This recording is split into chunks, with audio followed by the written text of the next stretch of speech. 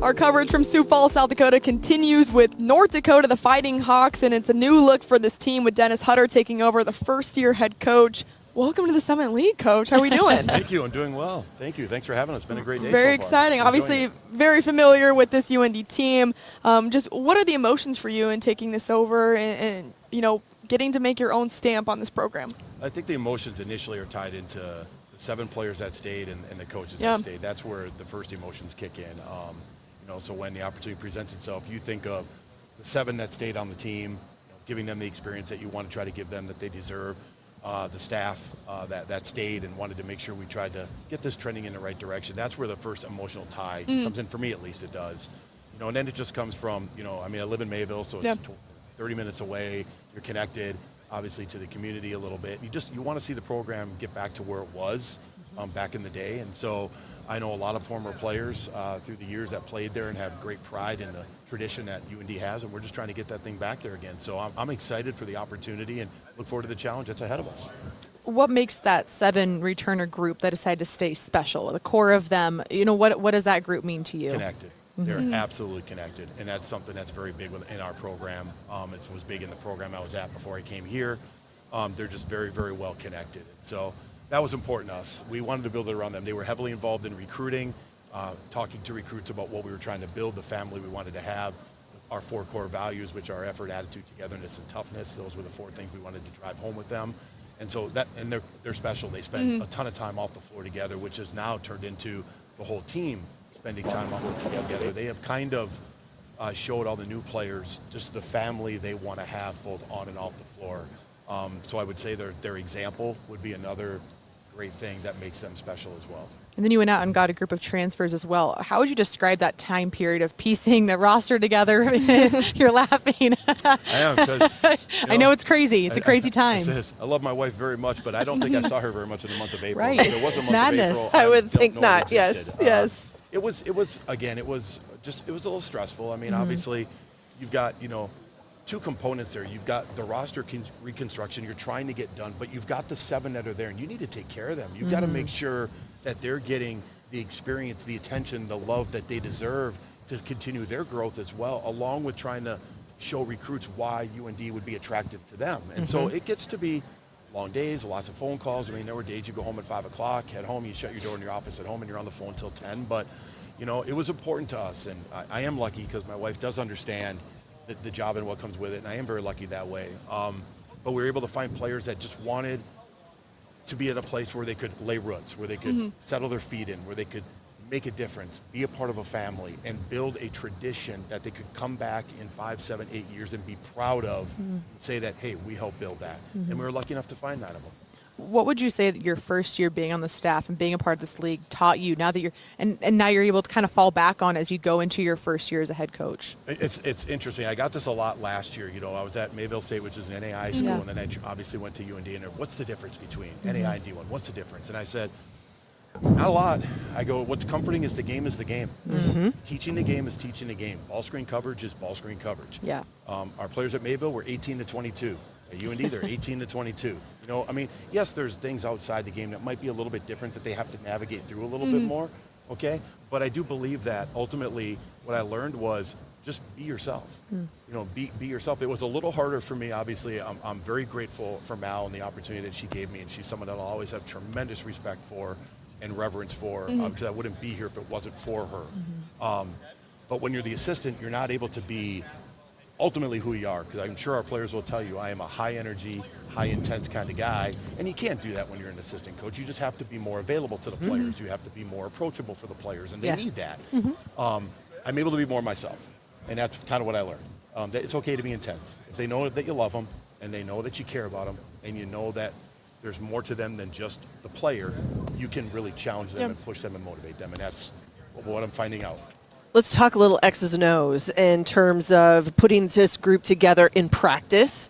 Where have you felt like they have made progress, whether that's the offensive end, the defensive end? A year ago, 5th in the league in scoring and 5th in the league in scoring defense. So you're right in the middle of the pack, but knowing to finish in the upper half of this league, those things are going to have to improve. Where has your point of emphasis been, and what have you liked to see so far in the gym? Yeah, I was just talking to Dane Jackson, our hockey coach, the other day. He's like, how's it going? I go, they're not improving as quickly as I would like.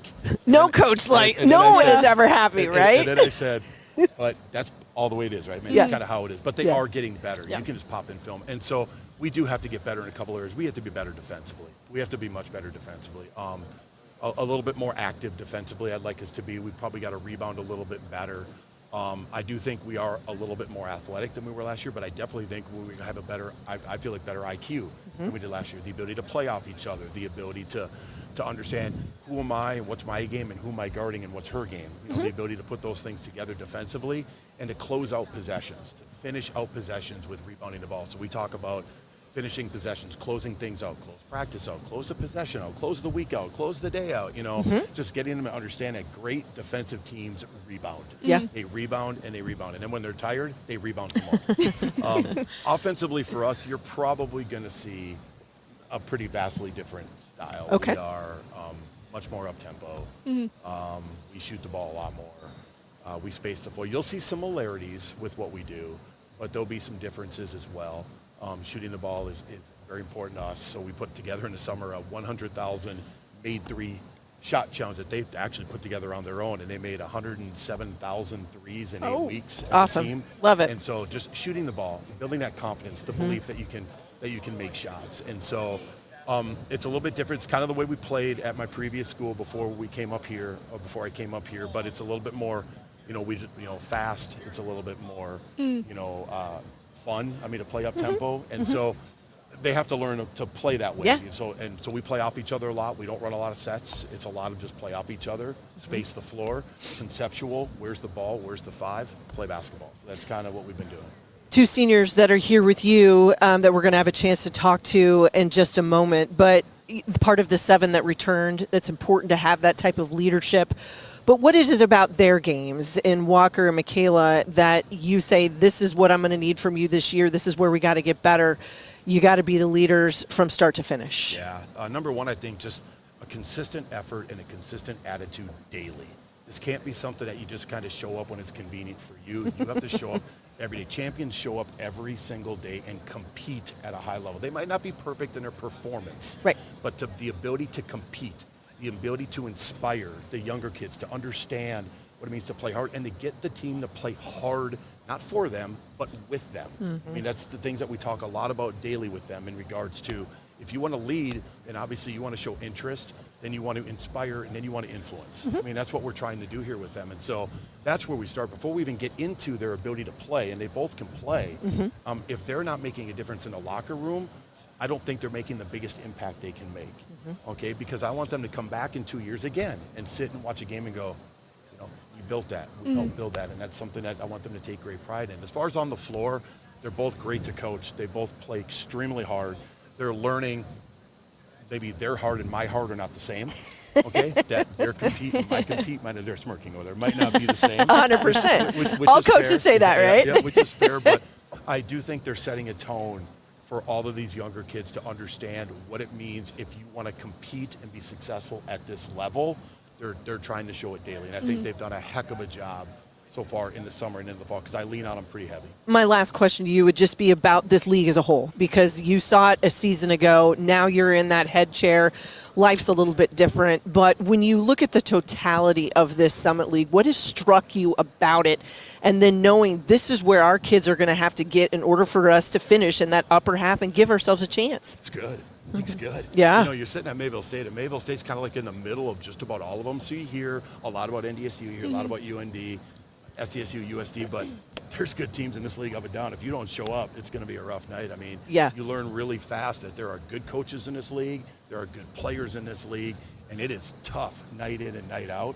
So just learning, I just think a consistent competitive championship effort, I believe, just all the time, whether we're watching film, going through a walkthrough, 3 days before the game, 1 day before the game, 4 weeks before our game, just learning to understand what winning habits are. If you want to be at the top of the league, you've got to understand why teams that are consistently at the top of the league, why are they there? Yes. They have winning habits. They make winning plays. They understand what it takes daily to be successful, and that's really what we're trying to get this program. Absolutely.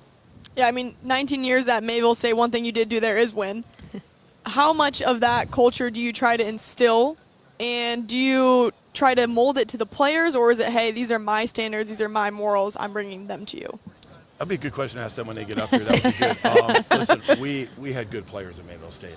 Let's not make any bones, but we had good players. We got good players at UND, but to think that it was all the coaches would be ludicrous. We had really good players. But I do think they need direction. I do think they need guidance. I do think they need love. I think they need support. They need understanding. They need you to stand behind them with belief that you believe in them 100%. So one of the players told me the other day, she just said, Coach, I've never had a coach that literally just believes in me the way that you do, just throws it at me. It just believes and believes and believes. And I'm like, well, get used to it, because that's kind of how I am. So it's a combination of both. Like, I think there are winning standards. And so the core four I did bring over from Mayville. That was something that we utilized at Mayville to help build our programs. And we just kind of put it in, but we've kind of morphed it a little bit into who we are, because this is not Mayville. This is UND, and this is not Mayville State players. These are UND players. So we want to morph it to the locker room that we currently have. And I will tell you that we have a high energy team. I mean, it's kind of drives me nuts. I mean, because it's like, what did you just say? I mean, it's obviously you get old enough to be their dad and you start going, but they are great kids who are extremely connected and have really fully bought into what we're trying to do. And that, to me, is built on trust, built on loyalty, it's built on belief. And that's kind of some of the stuff we did bring from Mayville, but they have to see that daily. Like, we can't have a bad practice and then 2 hours later in the office, I can't be holding on to it. They're never going to come in there. Yeah. You need them. They need to see you move on. That's the belief that tomorrow we're going to be better. Absolutely. That we're not going to carry it over. And I try to tell them every day that what's going to happen. My wife wants to see her husband. My kids want to see their dad. I mean, you have to be able to move on. Life moves on. All right. So when you believe in something, you just move on to the next thing of the process, whatever that might be. And so that's some stuff that we've brought over. The biggest thing I think we brought over, I've tried to bring over, is just compete at a level that I believe is competing, which usually is not their level, which is fine. It's totally fine. But winning standards. And I think those things go hand in hand. I think they do. People want to talk about, plays and sets and actions and defense. And I'm like, that's all good. But if they don't play hard and they don't compete and they're not connected and don't play together and don't genuinely love one another, I don't think any other stuff matters. It doesn't really matter. So, if you don't play hard, you can't guard a ball screen regardless, right? Kind of how I feel. So it's like the 1-2 factor.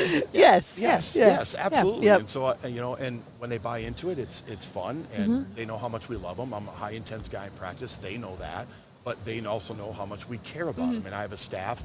2 of them are former players of mine that really makes a huge difference for me. They understand kind of what I want, how I want to go about it, but they're also standing examples to the players in regards to playing for me and what that's going to lead to. And we do have a great staff. I'm very fortunate with the staff that we have, because we stayed. We added one more. I've learned over the years, surround yourself with good people, and obviously good things will happen, and I've been lucky enough to be surrounded by a great staff so far. Awesome. Coach, I'll leave you on this. What does success look like to you in North Dakota this season? Win the day. Win the day. Win the day. Just win the day. All right, we can control that. Let's win the day. If you win enough days, the other stuff might take care of itself. I love it. I'm fired up over here. Put me in, Coach. All right, well, thank you so much. We'll talk to your players up next. Absolutely. Thanks, Coach.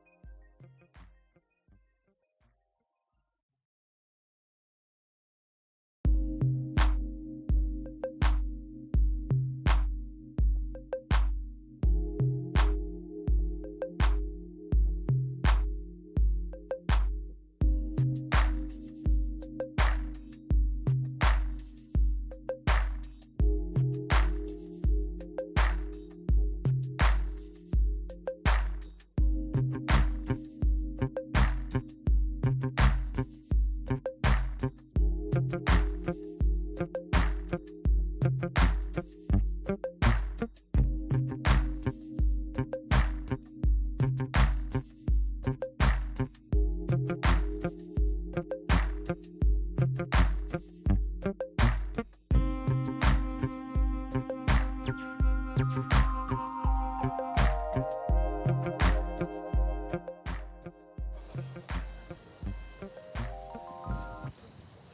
coverage continues from Sioux Falls, South Dakota. North Dakota still up here with us. Michaela Almer and Walker Demers joining us now. Guys, how are we doing? Pretty good, yeah. Good. We're doing great. We're excited to be here, and I know there's a lot of excitement in this gym. 9 newcomers to this team. You got a new head coach. How special of a year do you feel that's building within this gym at North Dakota? Yeah, I feel like we've worked hard this summer on really building a good team culture, and I'm excited to see what it looks like on the floor. Absolutely. What's been maybe a big difference or change this year for this team that you'd like to see, and maybe what you challenge yourselves with this year? Honestly, just staying consistent every single day and being where our feet are. I think the biggest thing is taking into account like our 4 core values that we have as a team, which are effort, attitude, togetherness, and toughness. And I think if we carry those out and stay consistent and disciplined with those every single day, I think we'll be in a pretty good position. Coach said it was really special to him that there were 7 of you that decided to stay here. You guys are very connected. How would you describe the relationship between you 7 that did come back and are still here, a part of this team? Yeah, I can say that I've basically had a different team all 3 years of college. Yeah. And the 7 staying.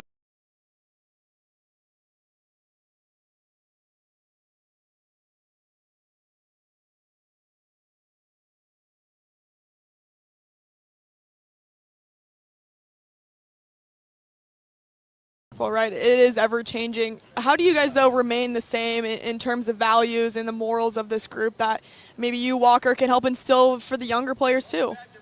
Yeah, I think it's just holding everyone to the standards, including yourself. We talk about take care of your own health first, and that's holding yourself accountable as well as your teammates.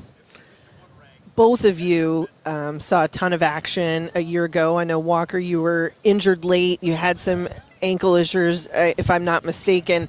But yet, thinking about this season and new coach, but yet some of you were familiar with, but it is a different vibe and a new culture, and it's a bit of a reset, and that can be a really good thing. What were the things individually that you both focused on in the offseason? I love the idea of the shot challenge. That's amazing. I was a three-point shooter. That would have been so fun because you just shoot all day, and that's all you had to do. But talk a little bit about what you each individually needed to work on in the gym as you get ready for this upcoming season. Honestly, that was a big thing for me that played a part in what I wanted to work on was just like the consistency with my shot and just like, you know, getting in the gym extra, getting those makes in that I really needed to become consistent with. That was probably the biggest thing for me because I have to be a consistent shooter on the floor. Right. For me, I would say just the leadership aspect. I think Coach Hutter has worked with me and both of us actually at just skills that I didn't think that I needed to know even to be a good leader to this team and maybe a younger team and a new team too. And just some of the stuff I've learned I know will help me beyond basketball. Do you see yourself as a vocal leader, a leader by example, or maybe it's a combo of both? I would definitely say both, but maybe leaning more towards vocal. Okay. All right. How about you? For me, it's more leading by example. Okay. See, so you're a good like yin and yang out front. See, that's a positive. Coach mentioned the defensive end and knowing that in order to be competitive, you guys know with your experience how physical, how tough, what a grind this Summit League is. You're going to be prepared with tough non-conference games to get you ready once January hits. But when you think about the defensive side and these new faces, what has that been like in practice to get after it and to really focus on the defensive side of the ball? I think one of the biggest things for us is it's a lot more intense, it's a lot more demanding and physical, but also like the way we compete, especially like when we didn't have our practice players like until our 20 hours started, competing against one another every single day, it gets intense and it gets very like passionate. But I think in this atmosphere that we have right now, you know that it's never personal. So it's like a good competition that you can like thrive off of and continue to grow with. I love that. I love that. I love a good competition in practice. How about you? Post players, it's a little different sometimes than guards, right? Because you have different things to think about. You're protecting the paint. You want to stay out of foul trouble, but you want to be aggressive. What's your area of emphasis defensively?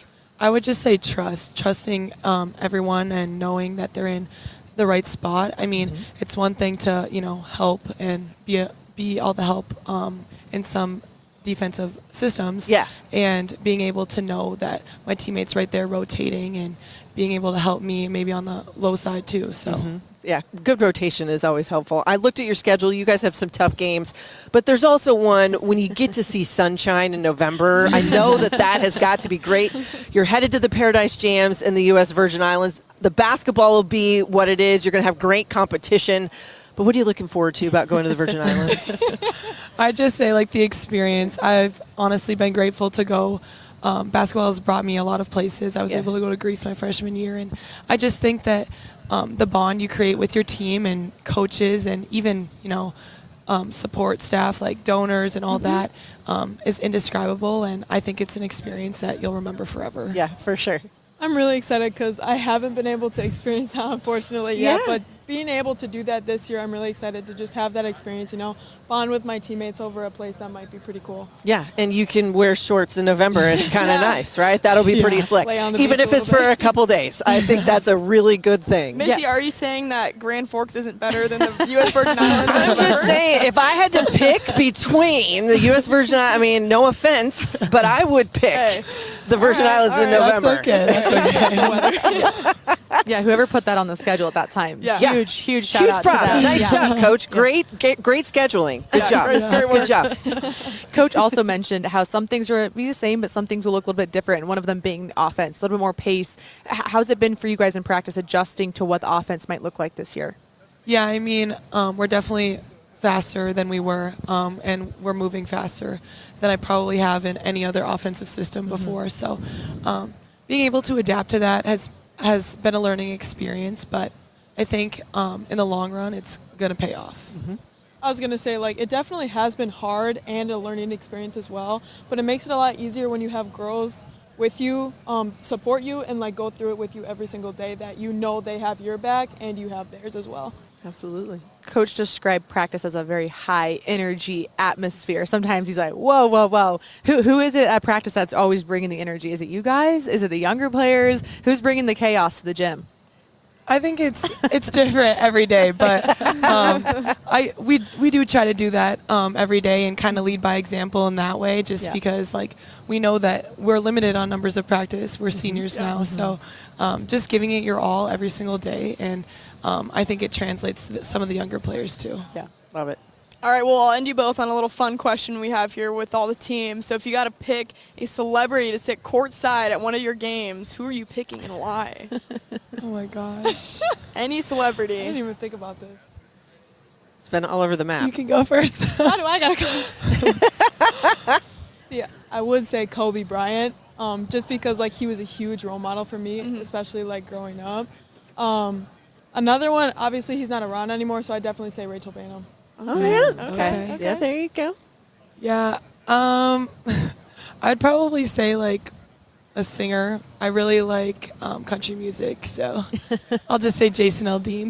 There we go. All right. That sounds good. Maybe a concert. Maybe a concert to go with it. Hey, yeah. That would be fun, too. That would be perfect. Concert in Grand Forks, watch basketball, all the things. Yeah, let's Little send this to him, halftime too. So. I think we could maybe get them to the Virgin Islands. Yeah. There we go. On the make that work. beach. Pulling strings Sounds now. great. I love it. I love it. Guys, thank you so much for the time and best of luck this season. We can't wait to watch you. Thanks for having us. Thank you, ladies.